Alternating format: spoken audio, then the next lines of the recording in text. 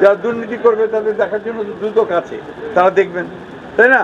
আমরা কখনোই দুর্নীতিকে প্রশ্রয় দেইনি, দেব না। উপদেষ্টাদের দুর্নীতি নিয়ে ইদানিং পত্রপত্রিকায় অনেক লেখালেখি হচ্ছে, তো বিএনপি সরকার কি এটাকে প্রসেসে যাবে কিনা? ব্যক্তিগতভাবে আমি মনে করি যে আপনার এই বিষয়গুলোতে সময় নষ্ট না করে আমাদের সময় দেওয়া উচিত ভবিষ্যতের জন্য। আমরা কত দ্রুত সামনের দিকে যেতে পারবো, দেশকে কি করে আপনার সত্যিকার অর্থে একটা সমৃদ্ধ অর্থনীতি পরিণত করতে পারবো, গণতান্ত্রিক প্রতিষ্ঠানগুলোকে শক্তিশালী করতে পারবো, সেই বিষয়গুলো আমাদের নজর দেওয়া উচিত। আর যার যেটা কাজ, দুদকের কাজ করবে, যারা দুর্নীতি করবে তাদের দেখার জন্য দুদক আছে, তারা দেখবেন, তাই না? আমরা কখনোই দুর্নীতিকে প্রশ্রয় দেইনি, দেব না। বিকাশ পেমেন্টে 10,000 টাকার বেশি অফার, শপিং চলছে তো।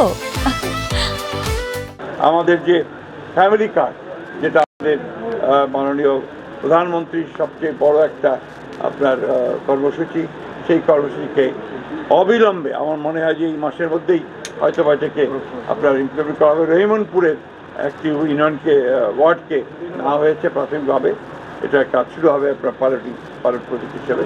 এইভাবে আমরা কাজ করি। অন্যান্য অনেক বিষয়ে কথা হয়েছে, প্রায় প্রত্যেকটি বিষয়ে। তবে আপনাদের জন্য একটা খারাপ খবর আছে যে আমাদের জেলা প্রশাসক আমাদের ছেড়ে চলে যাচ্ছেন ওনার ব্যক্তিগত সমস্যার কারণে। আমি ব্যক্তিগত মনে করি যে উনি আমাদের জন্য অত্যন্ত প্রয়োজনীয় একজন সরকারি কর্মকর্তা ছিলেন। উনি থাকলে আমরা অনেক বেশি উপকৃত হতাম।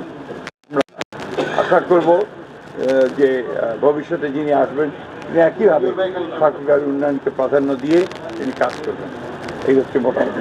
স্যার, একটা প্রশ্ন আছে, সেটি হলো দুর্নীতি নিয়ে প্রশ্ন করি। সেটি হচ্ছে, যেহেতু আপনি এই মন্ত্রণালয়ের দায়িত্বে আছেন, স্থানীয় সরকার মন্ত্রণালয়ে, ঠাকুরগাঁও হচ্ছে বেশ কয়েকটি সংবাদ এটি জাতীয় গণমাধ্যমে বিভিন্ন সময় উঠে আসছে। তেমনি ঠাকুরগাঁয়ের এই ডিসি অফিসে চাকরি করতো শহীদুল ইসলাম নামে একজন কর্মচারী, অফিস সহায়ক, সে কোটিপতি এখন। সেই জায়গা থেকে সরকারের যেই তৎকালীন আমলে সে কিন্তু এই সরকারি জমি দখল করে, মানে কি ক্রয় করে সরকারের কাছে 3 গুণ দামে বিক্রি করেছে। এখনো কিন্তু মামলা আছে দুদকে, তাকে আবার বহাল তবিয়তে আনার জন্য চেষ্টা চলছে। এই ধরনের লোকগুলোকে কিভাবে জায়গা দেওয়া যাবে?